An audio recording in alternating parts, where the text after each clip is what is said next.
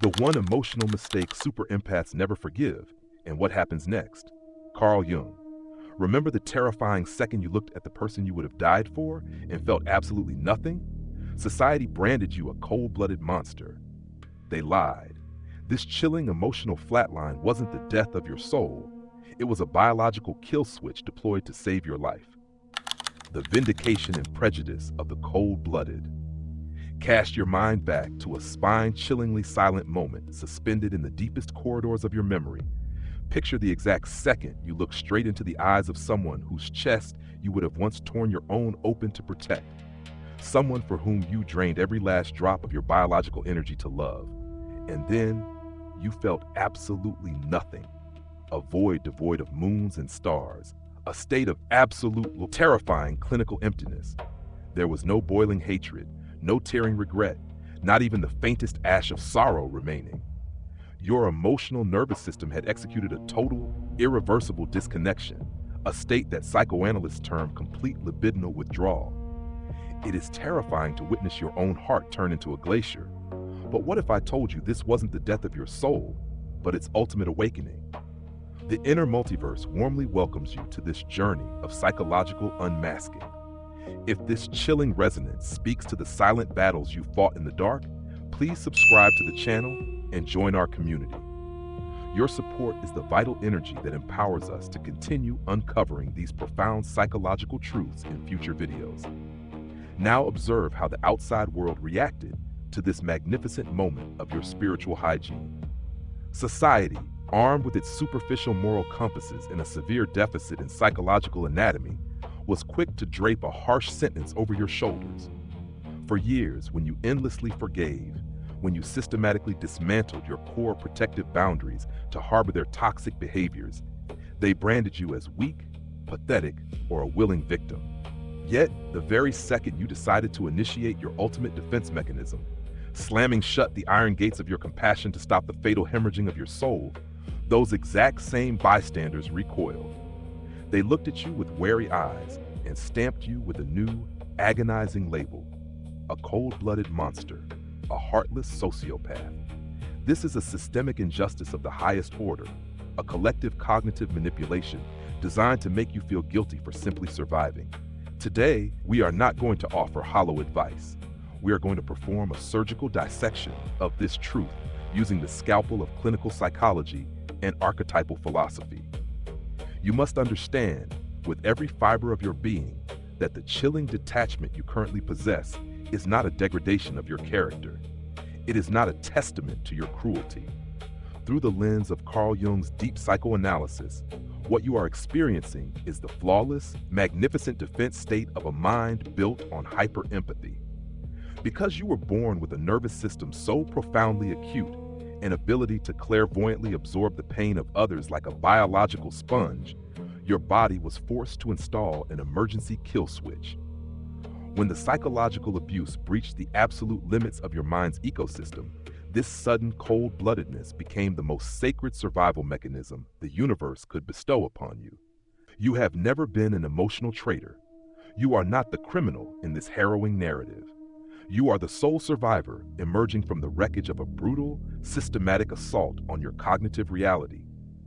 Reclaiming your sovereign energy and refusing to serve as an eternal fueling station for narcissistic parasites is not a crime. It is an evolution.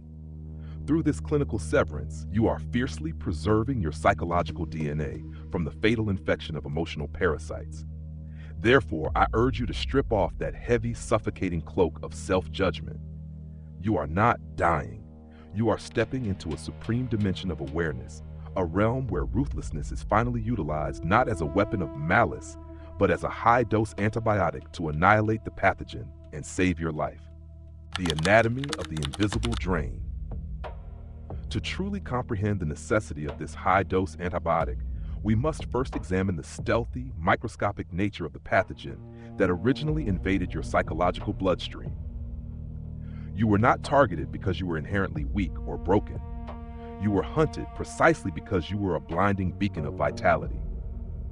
Those who operate from a place of profound inner emptiness, the emotional black holes of our human society, possess a highly attuned predatory radar for individuals equipped with surplus empathy. When they first entered your orbit, they did not present themselves as conquerors intending to pillage your soul. They came disguised as flawless mirrors, brilliantly reflecting your own light, your own deep capacity for understanding, and your desperate, unspoken desire to heal the brokenness in others. You looked into their eyes and saw a wounded bird, completely unaware that you were actually inviting a calculated parasite into the most sacred, vulnerable chambers of your heart. The drain was entirely invisible at first, manifesting only as subtle, confusing shifts in the emotional atmosphere. A slightly offhand, demeaning comment here, a sudden, unexplained withdrawal of affection there, intentionally designed to force you to overcompensate. You found yourself pouring just a little more of your life force into the interaction to stabilize the connection, bridging the gap their sudden coldness created. This is the intricate anatomy of the invisible drain. Over time, you seamlessly transitioned into the emotional shock absorber for a chaotic entity, translating their toxic projections into understandable narratives so that you could desperately keep loving them. You rationalized their cruelty as unresolved childhood trauma, their blatant manipulation as subconscious fear, and their outright betrayals as mere human mistakes. Every single time you forgave them, you were essentially transferring a vital piece of your psychological immune system directly into their void. But their void is infinite, echoing with the demands of a bottomless pit. The tragic flaw in your magnificent empathetic design was the deeply held belief that unconditional love could somehow act as a cure for profound character pathology. You bled yourself dry, operating under the tragic delusion that if you just gave enough, if you just suffered enough alongside them, they would eventually wake up and see the absolute magnitude of your devotion. Instead, your infinite patience simply became their infinite playground. They did not respect your sacrifices. They felt inherently entitled to them, viewing your endless forgiveness as a reliable sign of foolishness rather than a testament to your emotional strength. Your reality was slowly, meticulously being overwritten by their delusions, leaving you wandering blindly through the foggy, terrifying landscape of cognitive dissonance. You spent your days frantically searching for the wonderful person they pretended to be on day one, while actively being destroyed by the monster they actually were. You were slowly vanishing, piece by piece, trading your own identity for the fleeting illusion of their approval, unaware that the total collapse of your emotional ecosystem was rapidly approaching. The exhaustion of the biological soul. As the slow drip of this parasitic drain continued over agonizing months or years, your mind approached a terrifying threshold where the very fabric of your biological soul finally began to fray. You did not just wake up one morning and maliciously decide to turn off your feelings. Rather, your body engaged in a desperate silent mutiny against your conscious mind's stubborn refusal to let go. Do you remember the sheer physical exhaustion that settled deep into the marrow of your bones? It was a profound weariness that no amount of sleep could ever cure, a chronic, debilitating fatigue born from the relentless vigilance required to navigate the emotional minefield of their unpredictable moods. Your nervous system was violently trapped in a perpetual state of fight or flight, constantly flooding your bloodstream with cortisol until your adrenal glands simply had absolutely nothing left to give. This was the literal exhaustion of your biological soul. Your intuition, that primal, ancient voice whispering from the deepest layers of your subconscious, began screaming at you through undeniable somatic symptoms. The unexplained, splitting headaches, the sudden, paralyzing waves of nausea, the heavy, crushing weight sitting squarely on your chest whenever their name flashed across your phone screen. These were not random medical ailments. They were the frantic, blaring alarm bells of a physical vessel realizing that its pilot was steering them straight into a psychological abyss. You were actively dying on the vine. Yet, the abuser, entirely blind to the catastrophic devastation they were orchestrating, only increased their relentless demands. As your energy reserves plummeted to critical levels, their attacks became more frantic, more vicious, punishing you for no longer being the limitless, obedient supply of emotional nourishment you once were. You were walking on eggshells that had already been ground into glass, bleeding out with every step you took in their direction. You reached a definitive breaking point where the cognitive dissonance finally shattered under the sheer, unbearable weight of undeniable reality. The enchanting illusion of their potential instantly dissolved, leaving behind only the stark, horrifying truth of their intentional cruelty. It was in this scorching crucible of absolute depletion that the final, lingering illusion was burned away. You realized, with a sickening drop in your stomach that made the room spin, that they knew exactly what they were doing the entire time. The confusion was intentional. The pain was the entire point. You were not dealing with a wounded soul needing a savior. You were dealing with a highly functioning emotional predator who fed on your destabilization. And in that exact fraction of a second, when your conscious awareness finally aligned with the severe, unspeakable trauma recorded in your body's memory, the internal ecosystem collapsed inward, violently clearing the stage and paving the way for the ultimate defense mechanism to take the wheel. The architecture of clinical detachment. It is precisely at this point of absolute cellular exhaustion that your psyche begins to construct the magnificent, impenetrable architecture of clinical detachment. The sudden onset of this emotional flatline is not a conscious, vindictive choice, but rather an autonomous, highly sophisticated emergency protocol executed by a deeply intelligent nervous system that refuses to die. When the internal switch flipped, the vibrant, bleeding colors of your empathy were instantly drained away, replaced in a heartbeat by a grayscale reality of pure, uncompromising logic. You stood there and watched them deploy their usual tired arsenal of manipulation. The theatrical guilt trips, the sudden, terrifying explosions of manufactured rage, the pitiful, weaponized tears of professional victimhood. And for the very first time, the arrows did not penetrate your skin. They bounced harmlessly off the invisible, impenetrable glass wall of your newly formed apathy. This specific phenomenon is what terrifies the abuser more than anything else in the entire world. They are completely accustomed to your tears, your frantic apologies, your desperate, begging pleas for understanding. Because all of those emotional reactions prove beyond a doubt that they still hold the remote control to your nervous system. But your deadpan silence, your blank, unblinking stare in the face of their most extreme provocations, that is their ultimate, paralyzing nightmare. They realize in a sudden, suffocating wave of panic that the host has definitively expelled the parasite. You are no longer engaging in the chaotic, destructive dance of supply and demand. You have become a gray rock, entirely uninteresting, entirely unresponsive, and absolutely lethal to the survival of their inflated, fragile ego.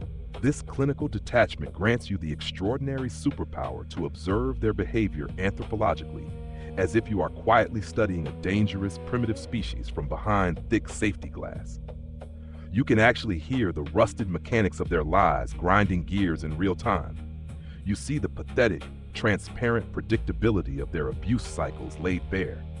The cold-bloodedness you feel is not hatred. It is the absolute, majestic absence of enabling. It is the swift, unapologetic withdrawal of the oxygen they desperately needed to keep their false self inflated. Society may look at your stone-cold demeanor and call you harsh, unfeeling, or bitter, but they simply do not understand that this thick layer of ice is the only thing currently keeping the structural integrity of your mind intact. You had to intentionally become a fortress of solitude because the only other alternative was your total psychological annihilation. You learned, through the most agonizing, blood-soaked curriculum possible, that some bridges must be unapologetically burned to illuminate the path forward. You realized that some doors must be locked, deadbolted, and cemented shut to protect the fragile, beautiful new life that is desperately attempting to grow inside the ruins of your old self. The resurrection of the sovereign self. Emerging from the icy fortress of this necessary detachment, you do not remain frozen forever. Rather, you gradually thaw into a terrifyingly beautiful state of resurrected sovereignty. This is the grand culmination of your harrowing journey, the exact moment where the traumatized victim completely sheds their old skin and transforms into the untouchable, masterful architect of their own reality. The coldness you experienced was never meant to be a permanent destination. It was merely a cocoon, a temporary, sterile environment absolutely required for your psychological DNA to repair, mutate, and restructure itself. Now, as you step back into the warmth of the light, you carry a profound, heavy wisdom that cannot be taught in any book or simulated in any classroom. You have successfully integrated your shadow self. You finally deeply understand that having a massive, loving heart does not require you to leave the front door of your soul wide open for passing thieves to wander through. Your empathy is no longer an all-you-can-eat buffet for energy vampires. It has evolved into a highly exclusive, heavily guarded sanctuary reserved only for those who have consistently proven their emotional integrity. This powerful resurrection demands a radical, uncompromising shift in how you navigate all future human connections. You no longer tolerate the subtle disrespects that you once brushed under the rug. You do not second-guess your razor-sharp intuition when it whispers that something is fundamentally wrong. The era of blind martyrdom-style self-sacrifice has officially and permanently ended, replaced by a glorious era of fierce, unapologetic self-preservation. You have come to the absolute realization that protecting your inner peace is a full-time, demanding occupation, and you are now the ruthless CEO of that enterprise. People will undoubtedly test you, of course. They will probe your new boundaries, arrogantly expecting the old, compliant, overly forgiving version of you to eventually resurface and apologize. But they will meet a solid, unyielding wall of steel. You have finally learned how to say the word no as a complete, devastating sentence, utterly devoid of any need for justification, explanation, or apology. The vast reservoir of energy that was once frantically siphoned away by the black hole of the narcissist is now entirely redirected inward. It is fueling your own passions, accelerating your own growth, and illuminating your own undeniable brilliance. You are a completely different, exponentially more powerful entity now. You have stared directly into the blinding abyss, felt its freezing breath on your face, and decided to forcefully close its eyes instead of allowing it to consume yours. Do not ever let anyone shame you for the heavy armor you now wear, for they did not have to bleed on the battlefield to survive the war that forged it. You are a sovereign being, walking a path illuminated by the hard-won, inextinguishable fire of your own self-respect, and your story stands as a monumental testament to the indestructible resilience of the human spirit. Finally, conclusion. The harrowing journey from being an empathetic host for an emotional parasite to emerging as a sovereign, impenetrable fortress is a profound testament to the psychological resilience of the human spirit. It begins with the invisible drain, where your deepest virtues, compassion, patience, and the desire to heal, are weaponized against you by a chaotic entity incapable of genuine connection. This calculated exploitation pushes your biological soul to the absolute brink of exhaustion, forcing your nervous system to endure a perpetual, agonizing state of fight or flight. However, in the scorching crucible of this total depletion, a miraculous defense mechanism awakens: clinical detachment. This sudden emotional flatline is not a loss of your humanity, but a brilliant autonomous survival protocol designed to starve the predator of their vital supply. By becoming an unresponsive gray rock, you shatter the illusion of their control, safely observing their toxicity from behind the thick glass of newfound apathy. Ultimately, this icy cocoon facilitates your most crucial evolution. You do not remain frozen forever. You thaw into a state of fierce self-respect and resurrected sovereignty. You learn the ultimate truth that unconditional love cannot cure profound character pathology, and your empathy must be a heavily guarded sanctuary, not a public utility. You reclaim your energy, forge unyielding boundaries, and become the ruthless protector of your own peace, standing incredibly powerful in the ruins of your former naivety. The profound lesson in application. The profound lesson. The most vital lesson extracted from this ordeal is that empathy without ironclad boundaries is merely a blueprint for self-destruction. Society conditions us to believe that unconditional love, endless forgiveness, and martyrdom-style self-sacrifice can magically heal the brokenness in toxic individuals. The stark reality is that profound character pathology cannot be cured by your suffering. True emotional intelligence requires you to recognize that your psychological life force is a sacred, finite resource, not an all-you-can-eat buffet for emotional vampires. Application to your current life. Begin applying this today by conducting a ruthless audit of your inner circle. Pay close attention to your somatic responses. If your body feels chronically drained, anxious, or on edge around a specific person, your biological alarm bells are ringing. Stop rationalizing their bad behavior. Practice the gray rock method with those who thrive on drama. Offer zero emotional reactions, zero over-explanations, and absolute neutrality. Most importantly, start using the word no as a complete sentence. Redirect the massive amount of energy you once spent trying to fix others inward, using it exclusively to fuel your own ambitions, safeguard your inner peace, and elevate your own life. Join the conversation. What is one specific boundary you have recently set to protect your own inner peace? Please politely share your perspective in the comments section below so that others in our community can read, relate, and draw inspiration from your experience. If you found value and empowerment in this message, please hit the subscribe button to support the channel. Your subscription gives us the incredible motivation to keep researching, writing, and creating more deep, impactful content for you.